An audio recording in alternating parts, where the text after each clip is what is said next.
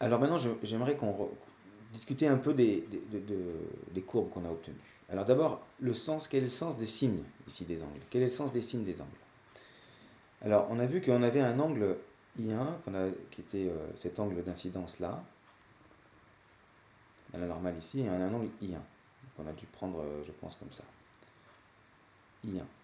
J'ai mis I1 positif dans ce sens-là. Alors je considère que je vais considérer dans tout ce que j'ai fait, j'ai considéré que là c'est la normale à la surface, à l'interface, quand je suis à droite de la normale, d'accord, I1 va être positive. Et on voit que quand je sors ici, j'ai ma normale qui est dans ce sens-là, et mon rayon, il va sortir comme ça, avec le même angle I1 ici, mais négatif. Et là c'est normal parce que je suis finalement à gauche de ma normale. Voilà. Donc ça c'est le sens, enfin les signes des angles est cohérent. Ensuite, ce qui est intéressant de faire, c'est de regarder vraiment la limite d'utilisation, les limites d'utilisation du prisme. On en a déjà un petit peu discuté. Pour étudier ces limites, on va remontrer toutes nos courbes. Alors, première chose, I2, ici, il n'y en avait pas aucun souci là-dessus. I3. Alors, I3, on s'est dit que si I3 était un peu supérieur à 40 degrés, donc 42 exactement, je crois, donc si I1 est plus grand qu'une certaine valeur, qu'on avait estimé à la louche sur le graphique, si I1 est supérieur à, disons, 18 degrés, alors on devrait avoir une réflexion totale sur la face arrière. La conclusion de ça, c'est quoi? C'est que le résultat avec miroir ou sans miroir devrait être identique. Donc, pour tester cette chose-là, ce qu'il faudrait faire, c'est faire une expérience où on regarde qualitativement, bien sûr, l'intensité du faisceau lumineux qui va émerger du prisme par la face perpendiculaire, celle où on doit regarder, et on va voir que cette intensité est indépendante du fait qu'on mette un miroir ou pas, pour des angles qui sont supérieurs à un angle qu'on estime à 18 degrés. Voilà un premier test expérimental de notre théorie, de tous ces calculs-là.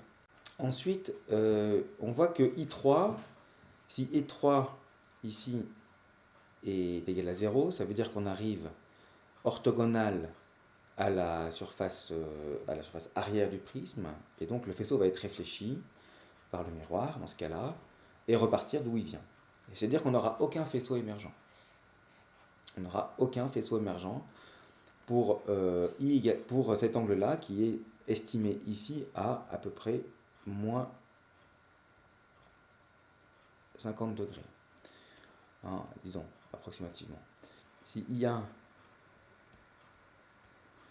est inférieur à moins 50 degrés, on ne devrait pas avoir de rayon émergent.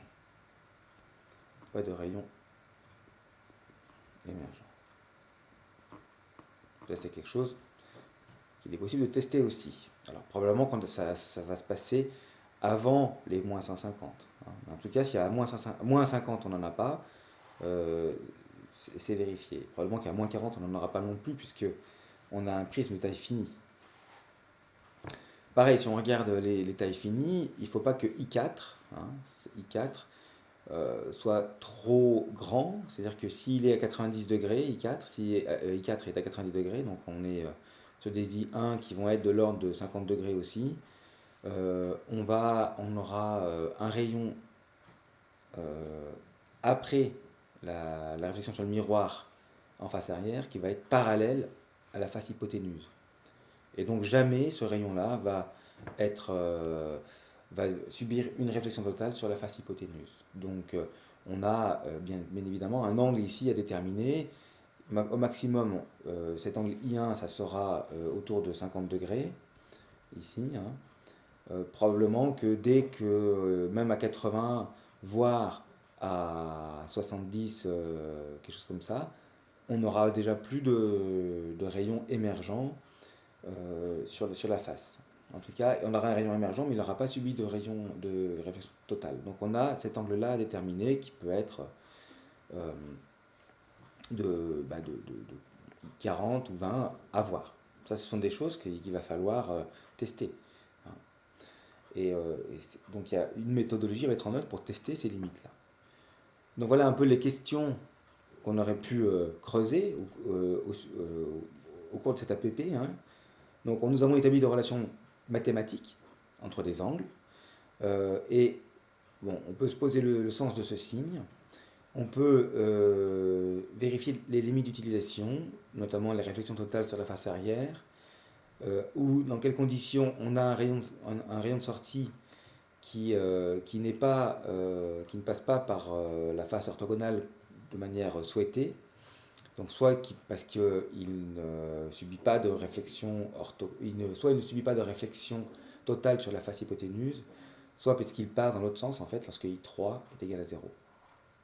Et bien sûr, on peut aussi essayer de mettre en œuvre, c'est un tout petit peu plus difficile, une méthodologie pour démontrer qu'on a les angles, expérimentalement, qu'on a les angles I1 et I6 qui sont égaux et opposés. C'est pas très compliqué, mais mathématiquement, c'est un tout petit peu plus délicat.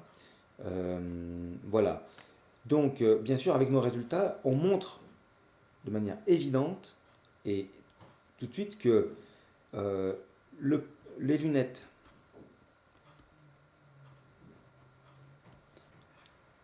produisent une image droite.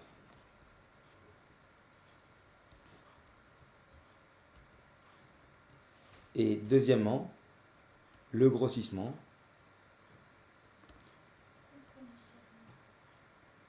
est égal à 1. Et si un objet émet ou est vu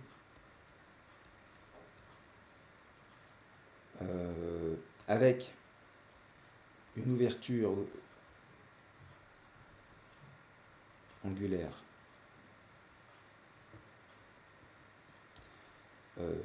delta, on va mettre I1, ben alors forcément il sera vu aussi avec une ouverture delta I6 qui est identique.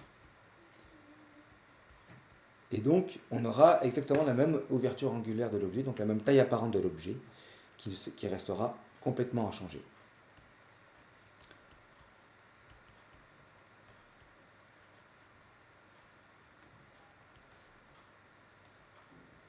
Les tailles apparentes sont identiques. Et donc ça implique que le grossissement est égal à 1. Voilà qui clôt un peu les démarches que vous auriez pu faire pour résoudre cet APP. Alors, ce que j'ai fait ici, c'est nettement au-dessus du niveau des exigences qu'on a envers vous en L1. Mais j'espère que cette démarche-là devrait vous aider, en tout cas vous guider dans les rédactions des futurs comptes rendus d'APP. Voilà.